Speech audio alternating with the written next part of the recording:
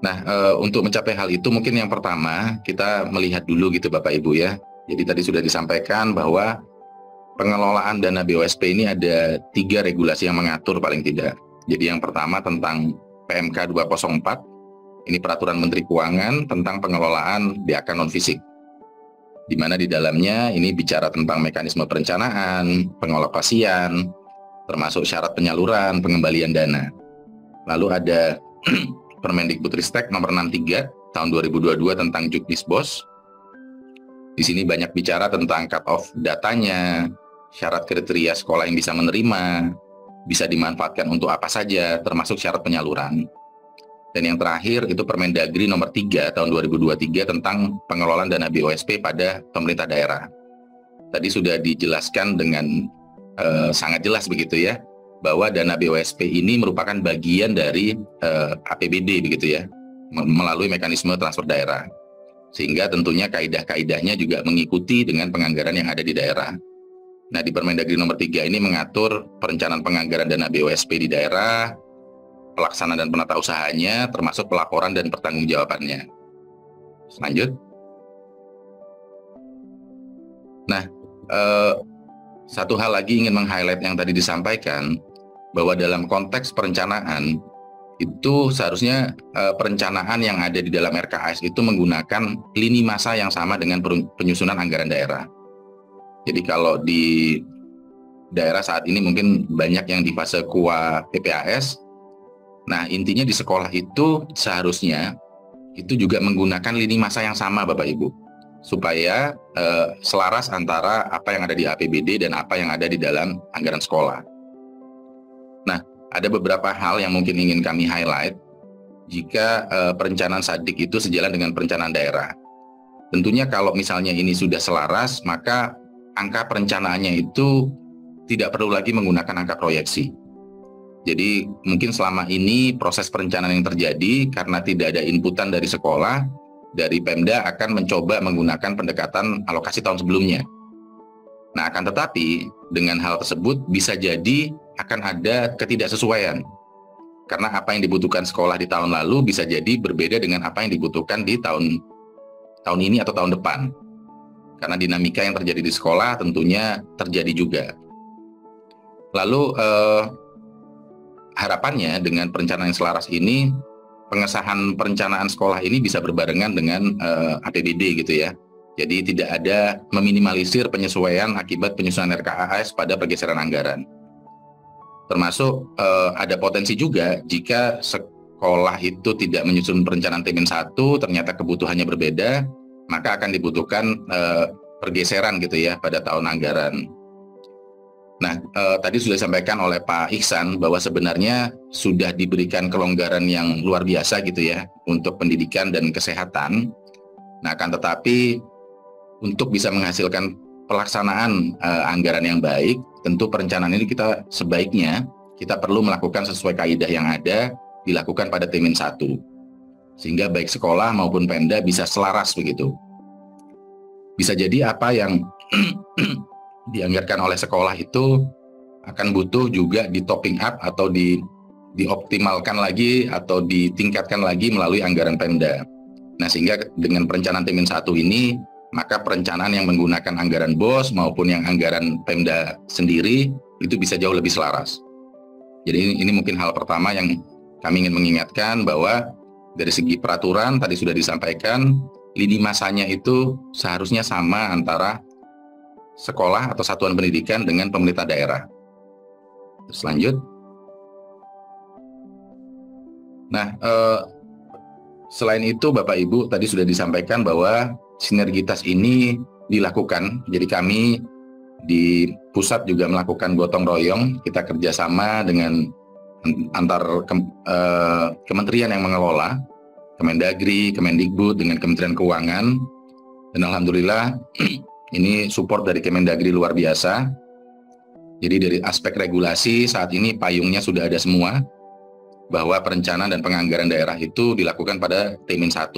Ini mulai dari PP 12 2019, Permendagri 77 2020, termasuk Permendagri 63 2023. Nah, di Kemendikbud sendiri, di Permendikbud Ristek 63 2022 di dalam Juknis, itu juga dinyatakan bahwa angka anggaran tiap sekolah itu berdasarkan Dapodik pada tahun sebelumnya. Jadi tanggal 31 Agustus tahun sebelumnya untuk alokasi tahun berikutnya. Nah, sehingga harapannya dengan dua regulasi ini, maka dari Kemendagri dan Kemendikbud, maka sekolah itu akan memulai. Jadi tahun ini masih sangat sedikit, tapi harapannya untuk perencanaan tahun 2024, semua sekolah sudah bisa merencanakan pada tahun sebelumnya. Nah, selain itu tadi juga sudah disampaikan, saya meng-highlight kembali secara sistem juga sudah connect antara Markas dengan SIPD, di mana nanti ketika sekolah itu membuat perencanaan di dalam Arkas, datanya akan mengalir ke Markas, lalu dari Markas itu juga akan mengalir ke SIPD. Nah, nanti secara detail akan coba kami jelaskan lebih lanjut. Jadi poinnya bahwa dari segi regulasi maupun sistem saat ini sudah terkoneksi untuk mendukung Bapak Ibu sekalian di daerah dan juga di sekolah untuk melakukan perencanaan pada T-1. Selanjut. Nah, dalam rangka mendorong perencanaan T-1 ini, Kemendikbudristek menerbitkan Pagu Sekolah Dana BOSP Reguler tahun 2024 lebih awal. Jadi mungkin sekaligus di dalam webinar hari ini, Bapak Ibu, kami menyampaikan dan juga melaunching surat edaran dari Dirjen Paudasmen tentang penyampaian rincian alokasi dana dan calon penerima dana BOSP tahun anggaran 2024. Nah, di dalam surat ini paling tidak memuat tentang rekap alokasi dana per daerah per kewenangan, lalu data rincian alokasi dana BOSP reguler per satuan pendidikan, dan yang ketiga itu data satuan biaya BOSP reguler. Nah, ini juga inisiatif yang tahun ini coba kami lakukan lebih cepat. Jadi per hari ini surat ini akan di-launching di dalam webinar ini juga. Nanti setelah meeting ini berakhir akan kami berikan tautannya di dalam IG-nya Dijen Paudasmen, di mana Bapak Ibu nanti sudah bisa mengetahui berapa sih alokasi untuk wilayah saya, lalu per sekolah itu berapa alokasinya. Nah, tentu selain daerah, sekolah juga akan mengetahui berapa alokasinya untuk tahun 2024, sehingga ini bisa digunakan sebagai basis melakukan perencanaan mulai dari bulan September. Lanjut. Nah, ini sedikit gambaran Bapak Ibu terkait dengan data. Jadi pada tahun 2022 untuk perencanaan 2023, itu hanya sekitar 5 ribuan satuan pendidikan yang melakukan perencanaan dana BOSP di tahun 2022 untuk 2023. Padahal kita ada 217.000 total sadik penerima BOS reguler. Nah, tentu ini selisihnya masih sangat jauh. Nah, harapan kami bersama, semoga di tahun 2023 ini untuk perencanaan 2024 itu semuanya sudah bisa melakukan perencanaan pada T-1. Jadi dengan berbagai inisiatif tadi, semoga ini menjadi hal yang bisa kita kejar bersama ya Bapak Ibu. Ini besar harapan kami untuk dikoordinasikan oleh Dinas Pendidikan dan juga BPKAD, dan tentunya Bapak Ibu semua satuan pendidikan yang hadir di hari ini mungkin bisa juga menceritakan juga ke teman-temannya di satuan pendidikan lainnya yang mungkin belum hadir pada acara ini untuk bisa melakukan perencanaan T-1. Selanjut. Nah, Arkas 4 ya Bapak Ibu. Jadi yang berikutnya itu kami ingin menyampaikan bahwa mungkin 40 hari yang lalu ya sudah di-launching Arkas 4. Jadi Arkas ini sudah digunakan oleh semua satuan pendidikan. Kemarin menggunakan Arkas versi 3, dan sekitar 40 hari yang lalu kita sudah merilis Arkas 4. Nah, setelah sebulan perilisan ini sampai dengan saat ini 52% satuan pendidikan sudah beralih menggunakan Arkas 4. Jadi sudah ada lebih dari 100.000 satuan pendidikan itu sudah menggunakan. 3 provinsi yang tertinggi ini kami apresiasi dari Provinsi Bali, Yogyakarta, dan juga Jawa Tengah. Ini menjadi provinsi yang adopsi Arkas 4-nya tercepat sampai dengan saat ini. Nah, ini untuk Provinsi Sulawesi Utara, Sulawesi Barat, dan Papua, ini menjadi provinsi yang mungkin masih perlu pendampingan lebih gitu ya Bapak Ibu untuk adopsi Arkas 4. Nah, Arkas 4 ini diluncurkan karena merespon beberapa masukan dari Bapak Ibu sekalian di Sadik, untuk bisa mempermudah satuan pendidikan dalam pengelolaan dana BOS. Terus lanjut. Nah, jadi berdasarkan SEB Mendagri dan Mendikbud bahwa Arkas ini jadi satu-satunya aplikasi pengelolaan dana BOS di sekolah dan akan integrasi dengan SIPD. Nah, Arkas 4 ini hadir supaya bisa digunakan lebih praktis, lebih nyaman, dan lebih aman. Termasuk di sini juga terintegrasi dengan platform pendukung pengelolaan anggaran lainnya. Jadi nanti di Arkas 4 ini sudah integrasi dengan Siplah, Bapak Ibu. Tadi Pak Ses sudah menyampaikan, Bapak Ibu, belanja di Siplah akan lebih mudah. Dan di Arkas 4 ini Bapak Ibu kalau belanja via Siplah, itu sudah nggak perlu ngentri lagi, sudah langsung terintegrasi untuk pelaporannya. Dan ini juga terintegrasi dengan SIPD, jadi memudahkan pengoperasiannya. Selanjut. Nah, ini mungkin saya sedikit elaborasi ya Bapak Ibu. Yang pertama, Arkas 4 itu lebih praktis, jadi integrasi dengan Siplah, lalu pengambilan sisa dana anggaran yang otomatis dan fleksibel. Jadi Bapak Ibu kalau ada selisih-selisih anggaran itu bisa langsung ada notifnya, dan tampilannya dibuat lebih ramah pengguna. Selanjut. Lebih nyaman, jadi alur pengisiannya lebih jelas, akses fitur pergeseran juga lebih mudah, dan yang ketiga ini juga sangat membantu Sadik, yaitu perhitungan pajak otomatis yang menyesuaikan dengan jenis pembelanjaan secara detail. Jadi Bapak Ibu akan dibantu ngitung pajaknya nggak perlu manual, tapi by sistem Arkas 4 ini sudah bisa otomatis membantu Bapak Ibu menghitung pajak yang perlu dibayarkan. Selanjut. Dan lebih aman. Lebih aman ini ditunjukkan dengan notifikasi errornya itu langsung muncul. Jadi ketika Bapak Ibu ada salah pengentrian, salah perhitungan, itu langsung akan diingatkan oleh sistem. Dan juga lebih aman ini sesuai dengan ada panduan pengisiannya dan sesuai dengan Juknis BOS 2023 dan juga ketentuan Permendagri yang terbaru. Jadi ini sudah sesuai dengan regulasi dan juga ada notifikasi jika ada yang kurang sesuai dalam pengentrian Bapak Ibu dalam mengisi Arkas. Selanjut. Nah, Bapak Ibu, jadi saat ini tadi ada 100 ribuan Sadik yang sudah menggunakan. Nah, perlu kami informasikan bahwa perencanaan T-1 atau perencanaan tahun anggaran 2024 ini hanya dapat dilakukan pada Arkas 4. Jadi untuk Bapak Ibu yang belum beralih menggunakan Arkas 4, itu kami minta untuk segera beralih ke Arkas 4. Ini aman Bapak Ibu, dan Bapak Ibu tidak perlu mengentri ulang. Ketika Bapak Ibu pindah ke Arkas 4, otomatis data dari Arkas 3 akan beralih. Jadi Bapak Ibu tidak perlu mengulang pekerjaan, justru akan banyak dimudahkan.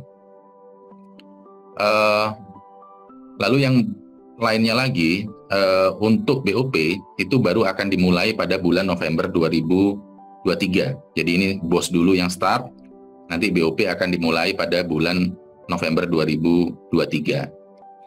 Nah, di dalam Arkas 4 ini, kenapa juga kami menghimbau untuk di Arkas 4?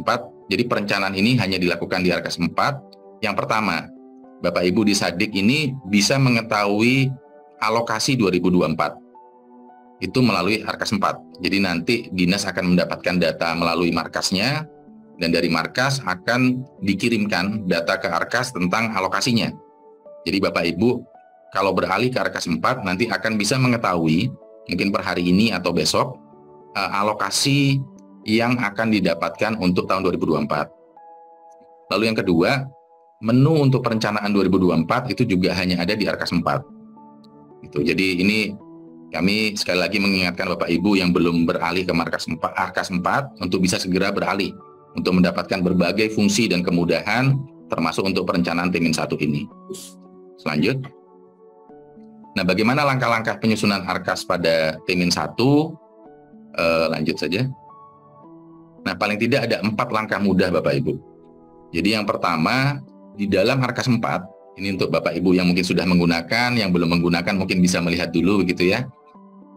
Itu langkah pertama adalah mengecek dan melakukan aktivasi kertas kerja tahun 2024. Jadi menunya sudah ada muncul khusus di depan. Jadi kalau kita lihat gambar sebelah kiri, itu ada menu khusus kertas kerja BOS reguler 2024. Nah, di sini Bapak Ibu tinggal klik untuk aktivasi kertas kerja. Lalu yang kedua, Bapak Ibu setelah mengaktifasi kertas kerja tersebut, lakukan perencanaan berbasis data menggunakan rapor pendidikan. Jadi tadi sudah saya sampaikan bahwa saat ini semua sekolah yang sudah melakukan asesmen nasional itu sudah memiliki rapor pendidikan personal untuk masing-masing sekolahnya. Nah, jadi lakukanlah perencanaan basis data Bapak Ibu. Jadi yang pertama Bapak Ibu bisa mengidentifikasi untuk memilih dan menetapkan masalah. Di dalam rapor itu Bapak Ibu bisa langsung melihat indikator apa saja yang paling menjadi masalah atau yang masih lemah di sekolah Bapak Ibu sekalian. Misalnya literasinya kah yang merah, numerasinya kah, atau karakter dan lain sebagainya. Jadi Bapak Ibu bisa melihat di sana. Lalu yang kedua Bapak Ibu bisa memilih akar masalah. Di mana di sini harapan kami Bapak Ibu bisa melakukan refleksi bersama dengan seluruh ekosistem yang ada di sekolah. Mungkin kepala sekolah tidak berpikir sendiri, tapi bisa diskusi dengan para guru, mungkin dengan komite juga, dengan pengawas. Untuk masalah yang dihadapi tadi, akar masalahnya apa sih sebenarnya di sekolah Bapak Ibu sekalian. Dan yang terakhir adalah merumuskan benahi atau aktivitas-aktivitas apa yang perlu dilakukan pada tahun depan. Nah, setelah melakukan PBD itu, yang ketiga adalah menyusun dokumen RKT atau rencana kerja tahunan.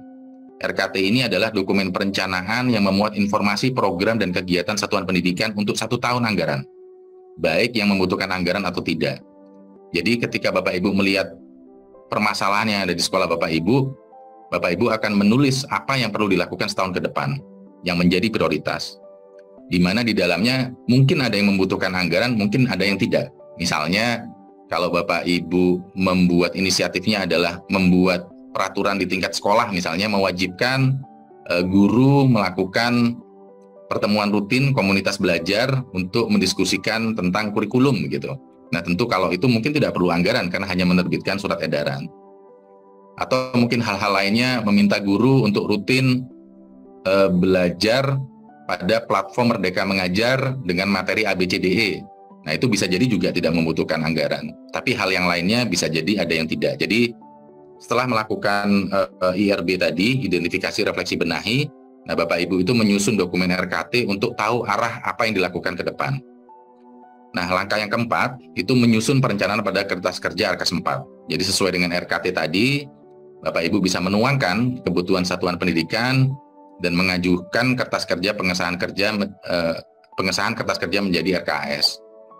Jadi Bapak Ibu bisa mengisi perencanaan mulai dari sekarang berdasarkan dengan data yang ada, berdasarkan dari rapor pendidikan, dan tentunya Bapak Ibu di Dinas Pendidikan nanti juga perlu melakukan approval atau review atau verifikasi. Jadi Bapak Ibu di Dinas Pendidikan juga memiliki rapor pendidikan daerah, bisa juga Bapak Ibu melakukan pengecekan dari segi compliance, misalnya, oh ini standar harganya terlalu tinggi, atau ini mungkin arahnya harusnya lebih kepada peningkatan SDM-nya.